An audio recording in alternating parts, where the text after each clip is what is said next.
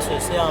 对我来说，体育馆是一个重要的地方，因为这里可以让我遇见很多朋友。这里我也参加过了很多比赛的事，还有一个学期就要毕业了，所以我很想念这里，我很爱云师大。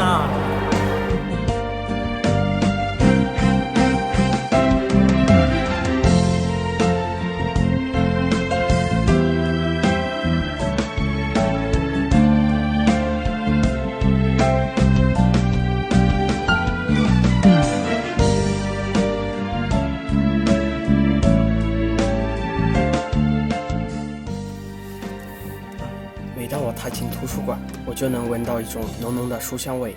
这种味道不是真正意义上的味道，而是一种气氛。图书馆是一个充满灵性的地方。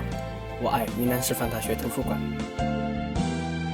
对于一个爱吃的人来说，食堂是我最怀念的一个地方。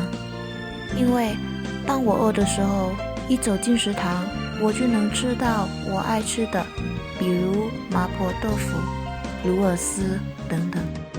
食堂还能让我和朋友可以吃到了很多地方的风味。